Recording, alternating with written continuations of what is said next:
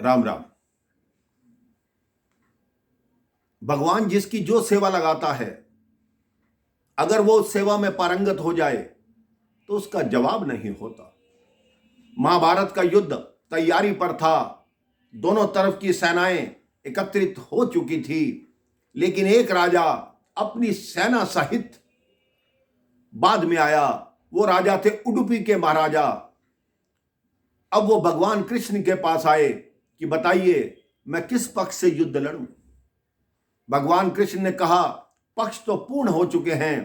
तो उडुपी के महाराजा ने एक सलाह भगवान कृष्ण को दी। उन्होंने कहा ये इतने सैनिक हैं लाखों में, इनके भोजन की क्या व्यवस्था की आपने।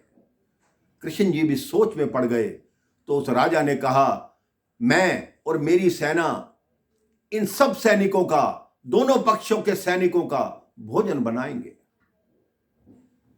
तो कृष्ण जी ने कहा यह तो बड़ा कठिन कार्य है भोजन बनाना। ऐसा कीजिए, आप इस कार्य के लिए नियुक्त किए जाते हैं, आप ही भोजन बनाएंगे। लगभग 60-70 लाख सैनिकों का भोजन वो राजा और उसकी सेना बनाती थी, लेकिन उसका बनाया हुआ भोजन ना कभी एक दाना बचा, ना कभी कम पड़ा। 18 दिन बीत गए। उससे पूछा गया कि आप बताओ, रोज के लाखों सैनिक मरते रहे, हजारों सैनिक मरते रहे, लेकिन ना आपका भोजन बचा और ना ही कम पड़ा। ऐसा आपने कौन सा तरीका ढूंढा? आपको कैसे ज्ञात होता था कि कल इतने व्यक्ति मर जाएंगे तो उनका भोजन मुझे कम बनाना है?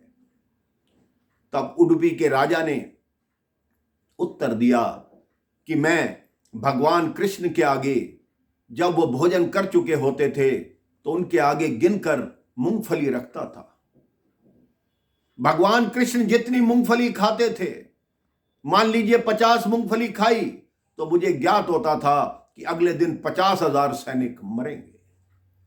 उन्हीं की गणना के हिसाब से ही मैंने भोजन बनाया, उन्हीं की गणना के हिसाब से ही ये युद्ध हुआ। उनको सब ज्ञात था कि मैं मूंगफली किस लिए रख रहा हूं। वो उतनी ही मूंगफली खाते थे जितने अगले दिन सैनिक हजारों में मरने होते थे। भगवान कृष्ण ने उन्हें गले से लगा लिया। कहता वास्तव में ही तुमने जो सेवा की है उस सेवा के बारे में किसी ने सोचा भी नहीं। जाओ, तुम बहुत ही प्रसिद्ध राजा बनोगे। वो अपने नगर वापस गया। आज भी आप कर्नाटक में जाएं, उडुपी में उस राजा का आश्रम है जिसको बाद में माधवाचार्य जी चला रहे थे। राम राम, जय श्री राम।